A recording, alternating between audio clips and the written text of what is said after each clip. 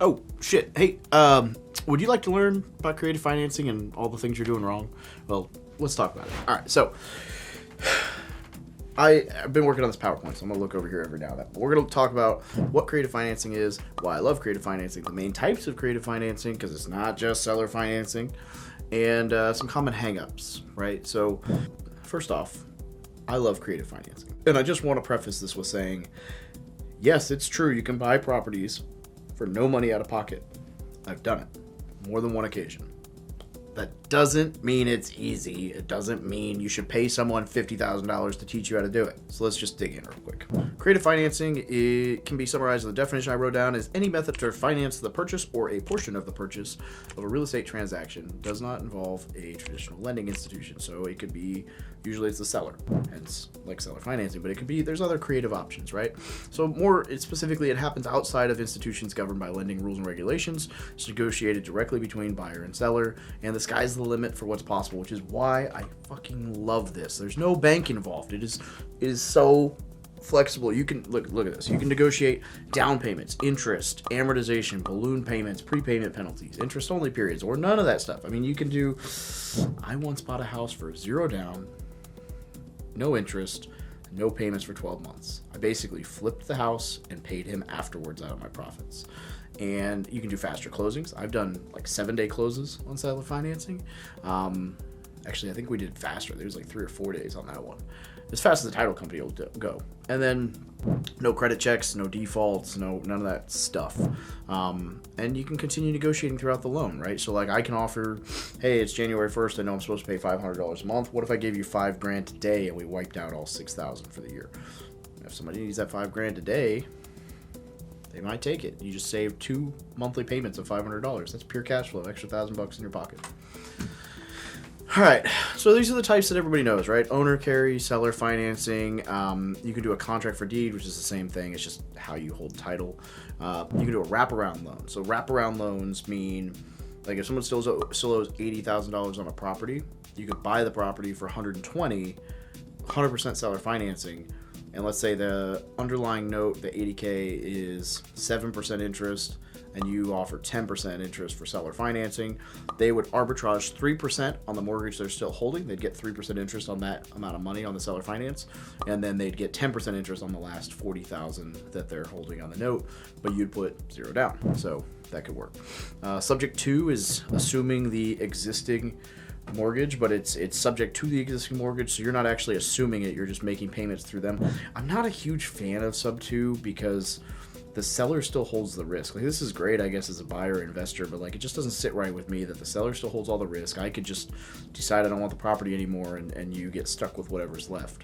I'd much rather see someone assume the loan and actually put their own name on the mortgage, and then same thing, except the risk is held with me, which I know in theory, like the lower risk, the better, and sub 2 and all this stuff, but, and it works, it's great, but it doesn't sit right with me to like work with a seller and maybe not even mention to them that they're still at risk with the way that we're doing this. A lease option is like, yo, I'm going to pay you a chunk right now for the option to buy your house for $100,000 over the next 5 years. And if that property goes up to 120, great. When I close, I made $20,000. If it goes down to 80, then hey, you know, I can just walk away, or hey, I'm still buying it for 100, whatever. And then a rent to own is like, you buy something on seller financing or whatever, and then you basically seller finance to someone else. It's a rent to own. It's very similar on the selling side as seller finance. It's like, yo, you make me monthly payments, but instead of them taking the deed right away, they're a tenant. It's like a combination between seller financing and lease option. It's like they have 3 years to decide for sure if they're going to buy the house at whatever price point, and they just make monthly payments until that 3-year period is up. And then if they have the money and they get the financing, great. And if not, then you get the property back and do it with someone else. We really kind of already briefly overwent all of these different mortgages. So rather than like reading each slide and talking detailed, I'm just going to leave it there. And if you guys got questions, I'll go deeper on one of these strategies. So here's the common, like some of the common hangups. Just not even asking that if somebody's open to seller financing. You'd be amazed how many people, if you just said, hey, are you open to seller financing? They'd be open to it. Now, I will say the downside to this, and I'm actually going to pull up a different, I'll read these and then I'm going to pull up a different presentation. We'll talk through the rest of this, my thoughts. Not knowing how to explain seller financing or creative financing, not knowing how to match a solution to their problem. Like if you understand the products and the ways to do creative financing well enough, then it's all about listening to the seller's issues and plugging a solution into that without having to talk through crazy terms. And I'll explain that in a second, but you want to talk directly to the seller, and that's another common hang up people have, is not talking directly to the seller. So check this out. This presentation was about chasing pain. So chasing problems, solving pain, solution-based conversations, putting it all together. So the long story short on this is, if you're chasing problems, what that means is like marketing directly to like pre-foreclosures, tax liens, probate, divorce, distressed properties, absentee landlords, water shutoff lists. And you want to find pain points, like needs and motivators. So you want to find sellers that have an issue that you can solve with creative financing. And so you got to build rapport and all this other stuff, networking, basic, like just listening stuff to solve the pain. Here's where most seller financing people get wrong, is they just run around and they're like, hey, are you open to seller financing on your home? And anybody who's a savvy investor would probably say yes and give you some ridiculous terms that don't make sense for you. But if they don't know what it means, they're going to ask their agent, and their agent's not going to want to deal with that. So they're just going to be like, nah, just sell it normal. And so what you need to do is you need to get like off-market deals or talk directly to the seller and figure out like, why does grandma need to sell that house? Because grandma isn't going to understand seller financing most likely enough to be able to be like, oh yeah, that makes perfect sense. She's going to want the easy button. And her agent's not going to explain like, this is how you save on capital gains tax. This is how you earn a return for the next 5 years without doing any work. So you really need to figure out like, why does grandma need to sell? And then go in there and have a solution in mind with your creative financing that fits that. So if grandma she doesn't need to sell, she just doesn't want to deal with the tenants anymore, she wants $60,000 for a property, you could say, hey, I'll give you $500 a month for the next 10 years. That's 60 grand. You're not paying any interest, you're not paying any down payment. That's 100% financing with zero interest. That's an incredible deal. It's doable. I've negotiated that before. And what you're doing is you're giving that lady the $500 a month pure net that's more than what she was most likely making with the tenant there and no headaches. So that's what she wanted. And her capital gains tax will be a lot lower and a lot more spread out, as opposed to taking 60 grand in lump if she bought the house for 20, 100 years ago. But by the way, people, when I talk in these numbers, I'm making stuff up to make it a simple concept. Please don't be the douchebag who plays victim and goes online and is like, oh, if only I could find 100. The fucking numbers work at $1 million too. It's just that people get lost when I start talking 2 comma math, and for some reason 60K or 100K is so much easier to do the math on. People understand the concept. So don't get all victim boo-hoo-hoo in my comments, because yeah, I bought a house for 36 grand last year, so it can be done. I just bought a duplex for $85,000 2 weeks ago, and I paid $3,200 down. Basically, I paid the closing costs and fees. I didn't put any money down. So it can be done. Absolutely can be done. Still doing it. And it can be done at those price points because I live in a affordable cost of living place in the middle of the country. But just don't come at me with all the negativity. It can be done at $1 million properties too. All right, so you want to uncover the pain, thoroughly understand what's going on, and provide a simple, viable solution for that pain.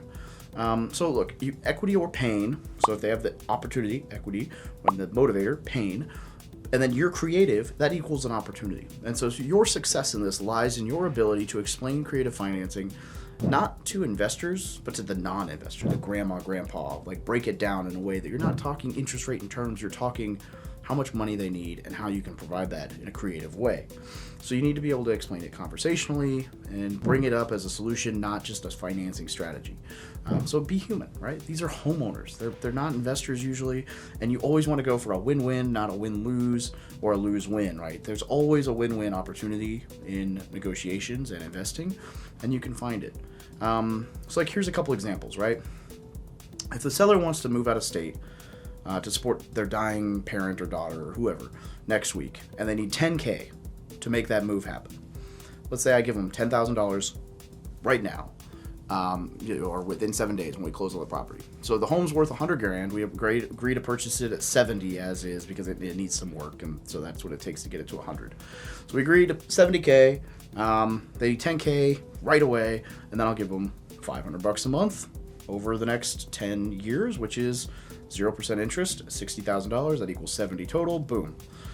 Or let's say that they wanted to earn some interest. So 5% interest, we give them 60K out of it. So 70K, so 10K down, and then 60K is seller financed.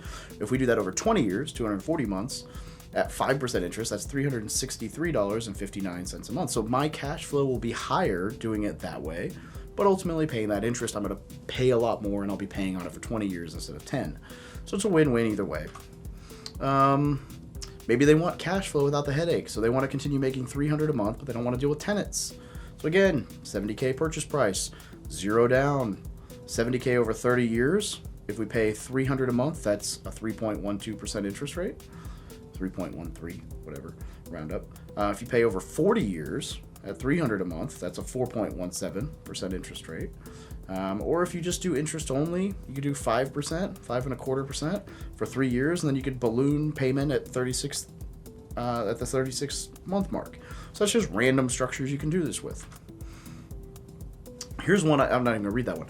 I bought a house for $38,000, and it was 0 down, 0 interest, no payments. I think I said 36 earlier. That's my bad. 38. And the guy wanted 50, but we had to keep negotiating it. There was a fire in the property, and so like it just wasn't worth that.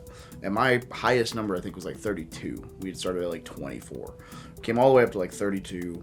He wouldn't budge from 38. I was like, look, man, we can make this happen, but I'm gonna have to pay you the 38 when I'm done with the house. I was like, I can't pay it right now, or it's gonna eat me.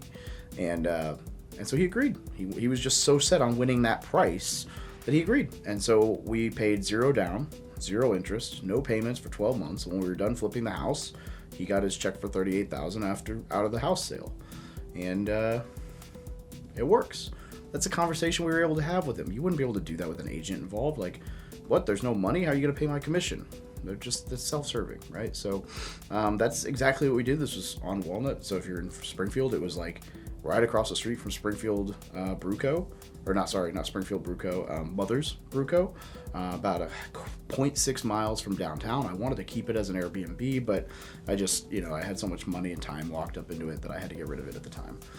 We could also have done a novation agreement, which is where we say, hey, we'll buy it for 38, but instead of paying you, we'll just do all of the work, and then we'll sell it together, and any profit over $38,000 is ours. And so they would keep ownership, and we would just do the whole thing, and then they would maintain ownership, and when we sold, any dollar over that $38,000 mark would be ours. We could also have done seller finance, right? $38,000 at 5% interest, but all the payments made at sale of the flip. So if they were incessant on like getting some interest for holding it, would have been accruing $138.33 a month, or $5.21 a day in interest. But if we did that for, let me math in public this, so 138.33 times 12. So if we offered them 5% interest only, just tacked onto the note, it would have been an extra $1,659.96 out of my profit, but it wouldn't have been paid until the end. All right. That's like a quick rundown. I have like 10 presentations that I did on creative financing in the War Room in a masterclass folder. So if you're interested in more of that stuff, happy to show you. I've done a lot of creative financing deals. My best or favorite deal ever was a 10 unit. It was the second purchase I ever made. 85% bank financing, 10% seller carry. I brought 5% down. I brought $10,900 to the deal. We paid $212.5, so $212,500 on it, and I sold it for $340 4 years later. So all profit. There's some cash flow in there. Just overall a great deal. And I wouldn't have been able to buy that without the seller financing because I didn't have 15% down at the time. I was still a broke ass sergeant. And so I've done a lot of these deals. I love the creative conversations. In fact, we actually just sold an $800,000 apartment complex on seller financing terms. So he's paying 6.55% interest only for the next we amortize it at 25 years, but 2-year balloon. And so at the 2-year mark, we'll get all that money back. And we didn't do a prepayment penalty because we would like him to pay us off faster. We're not just trying to milk the interest on this. And I love it. As long as he gets the financing on it, great. And if he can't finance it out, he'll do all these renovations and we'll get the property back. And it'll be in great condition for us. So it's a win-win. And creative financing is awesome. If you'd like more detailed content on this, let me know. I know it's weird that I'm like bouncing back and forth, so hopefully that's not too distracting. I just felt like it would be a better video if I read off the 2 PowerPoint presentations and kind of condensed them as opposed to just ad-libbing. make sure you give us a follow and share this if you got something out of it. Have a great day.